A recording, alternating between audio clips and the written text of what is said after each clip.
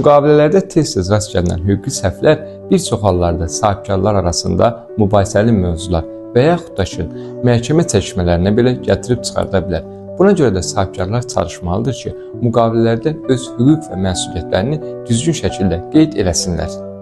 İndi qeyd edəcəyim səhvlər isə müqavilələrdə ən çox rast gəlinən səhvlərdir. Ödənişlərin və çatdırılma müddətinin düzgün şəkildə qeyd edilməməsi, qarşı tərəfin və yaxud da ki, öz tərəfimizin rekvizitlərinin düzgün şəkildə qeyd edilməməsi. Rekvizitlər əgər düzgün şəkildə qeyd edilməsə, ödənişlər bank hesabımıza gəlib çatmaya bilər.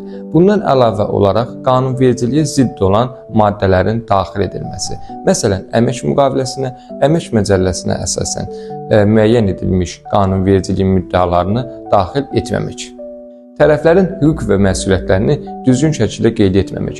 Əgər gələcəkdə hər hansısa bir məhkəmə çəkişməsi olan mövzu yaranarsa, bu zaman müqavilədə tərəflərin məsuliyyət və hüquqları düzgün şəkildə göstərilməlidir ki, kimin hansı işi görəcəyi və yaxud da ki, hansı öhdəliyi üzərinə götürəcəyi müqavilədə düzgün şəkildə əks edilməlidir. Əgər müqavilə varsa, hər hansısa bir tərəfin imzası və yaxud da ki, möhürü yoxdursa, bu müqavilə hüquqi dərəcə daşımaya bilər.